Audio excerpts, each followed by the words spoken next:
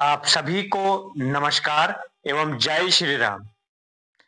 आज हम एक बार फिर से वीडीजी, वीडीसी एसपीओज और अनपेड वीडीजी के बारे में बात करेंगे। मित्रों, हम सब जानते हैं कि पिछले कुछ दिनों पहले मैंने एक वीडियो के माध्यम से आपसे बात की थी। उसके पश्चात मुझे जम्मू कश्मीर के विभिन्न क्षेत्रों से मोबाइल फोन के माध्यम से संपर्क हुआ। कई लोगों ने अपनी समस्याएं कहने का प्रयास किया, परंतु मैं आपसे कहना चाहता हूं कि फोन कॉल के माध्यम से या अपने घर बैठकर हम अपनी समस्याओं का समाधान नहीं निकाल सकते हैं। जिस प्रकार वीडीजी एसपीओज के साथ अन्याय हुआ है, पहले जहां उनको 18,000 रुपए मिलता था, आज लगभग 23-24 महीनों से उनको कुछ नहीं मिल रहा है। कोर्ट के माध्यम से वो अपनी लड़ाई लड़ रहे हैं, परंतु सरकार की तरफ से उनको कोई भी आश्वासन या सहयोग नहीं मिल पा रहा है। आपकी परेशानी को प्रत्येक जम्मू कश्मीर का नागरिक जानता है। आपके सहयोग को भी हम भलीभांति जानते हैं कि किस प्रकार आप सभी ने आतंकवाद के विरुद्ध लड़ाई लड़ी है, परंतु स्वयं के न्याय के लिए और स्वयं के अधिकार के लिए लड़ाई लड़ना महत्वपूर्ण और कठिन होती है, क्योंकि स्वयं की बात दूसरा कोई नहीं समझता है। आपके अंदर जो पीड़ा है, आपके अंदर जो दर्द है, आपने जो खोया है और आपने जिस समय देश की रक्षा के लिए अपना सर्वस्व दिया है, अपना समय दिया है, अपने परिवार का साथ छोड़ा है, अपने परिवार से बिछड़कर जंगलों में, आबादियों में, बस्तियों में आतंकवाद के विरुद्ध आपने लड़ाई लड़ी है। सबसे पहले मैं वीडीजी एसपीओज की बात करूंगा, फिर उसके बाद मैं अनपेड वीडीजी की बात भी करूंगा। वीडीजी एसपीओज को, जैसा हमने कई बार कहा, कि अपने जो सरकारी अधिकार थे, चाहे उनको प्रधानमंत्री आवास योजना का घर हो, चाहे किसान सम्मान निधि योजना हो, चाहे बीपीएल की सुविधा हो, चाहे एमजी नरेगा में काम करने के अवसर हो, अन्य सारी स्कीमों से वंचित रखा गया। उसके बदले में उनको 18,000 का वेतन मिला, परंतु उसके बाद जब वीडीसी के लोगों ने आवाज उठाई कि उनको भी तनख्वाह मिलनी चाहिए, क्योंकि हम जानते हैं कि उनकी तनख्वाह 3 वीडीसी एसपीओज के नाम ही आती थी, जो गैर कानूनी थी, असंवैधानिक थी।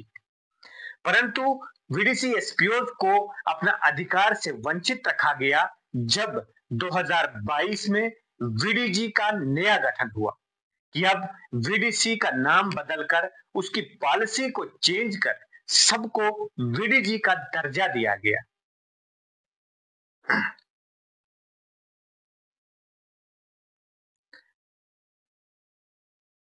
इसके अतिरिक्त यदि हम अनपेड की बात करें तो हम सब जानते हैं कि सभी वीडीसी ने संघर्ष किया है। अनपेड वीडीसी ने भी हथियार उठाकर आतंकवाद के विरुद्ध अपनी जान की बाजी लगाकर भी संघर्ष किया है, आतंकवाद के विरुद्ध लड़ा है, परंतु आज तक अनपेड वीडीसी को एक पैसे का भी सहयोग नहीं मिला। मुझे उधमपुर डिस्ट्रिक्ट से और हीरानगर से, कठुआ से कई जगहों से फोन आए, जिसमें कुछ लोगों ने कहा कि हम जो 3 हमारे साथ वीडीसी एसपीओज थे, उनकी रिटायरमेंट, या कुछ लोगों ने चुनाव लड़े, चाहे सरपंचों के, पंचों के, उन्होंने चुनाव लड़े, उसके बाद कई लोगों का निधन हुआ। जो बाद में उस कमेटी में लोग थे, उनको भी अनपेड के दर्जे में रखा गया। इसके अतिरिक्त डोडा, किश्तवाड़, रामबन के क्षेत्रों से भी मुझे बहुत सारी कॉल्स आई। अपनी समस्याओं को सुनाते हुए वीडीसी एसपीओज वीडीजी ने बात करते करते कई बार फोन पर रोया भी। वो रोने शुरू हो गए कि हमारे साथ इस प्रकार का अन्याय क्यों हो रहा है, हमारी कोई बात नहीं सुन रहा है। जब मेरे साथ फोन पे बात करते करते वो लोग रोने लगे, मेरी आंखों से भी आंसू छलक आए कि क्यों अपने देश के अंदर जो लोग आतंकवाद जैसे दैत्य के विरुद्ध लड़ाई लड़ते हैं, जो दुश्मन के सामने पीठ नहीं छाती रखता है, जो अपने परिवार की सुख सुविधा को छोड़कर देश की रक्षा के लिए निस्वार्थ भाव से कुछ भी न उसको मिले तब भी वो अपनी जान देने के लिए अग्रसर होता है। तब यदि वो रोने लगे तो सुनने वाले का हृदय कैसे नहीं फटेगा।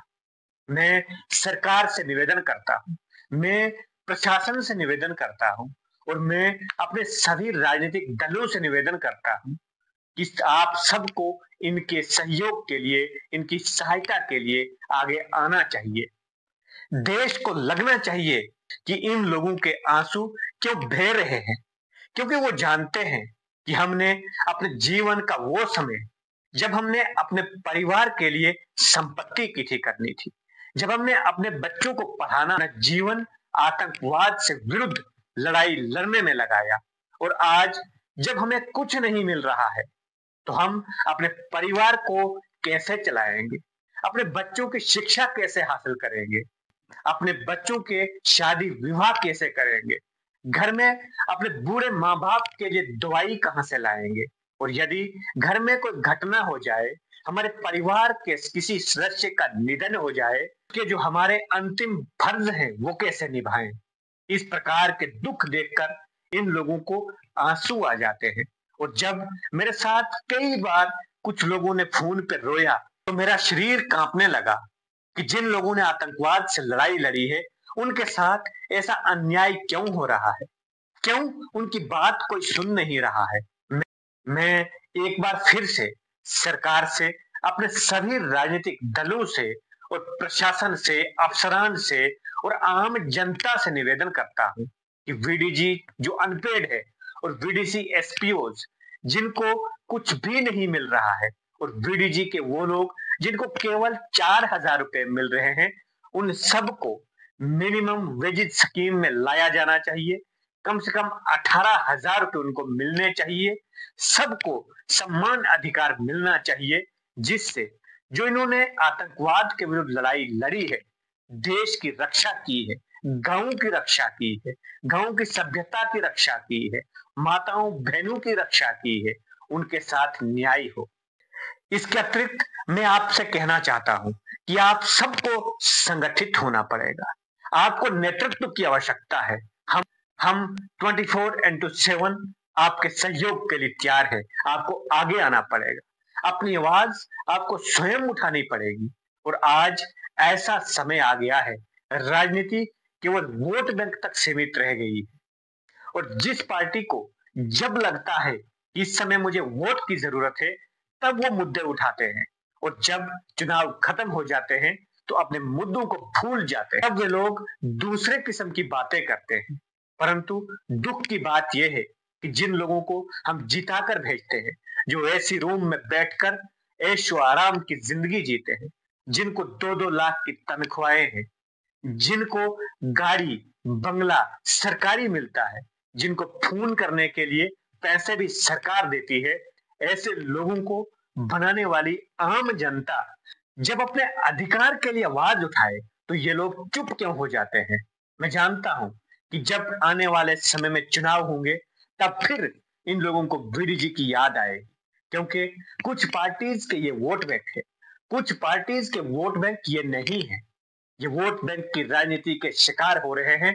परंतु मैं अपने सभी वीडीजी एसपीओज, वीडीजी और अनपेड वीडीजी के सभी लोगों से निवेदन करता हूं कि आपको संगठित होना पड़ेगा, आपको इकट्ठा होना पड़ेगा और अपनी आवाज को एक साथ मिलकर ऊंचा स्वर देना पड़ेगा।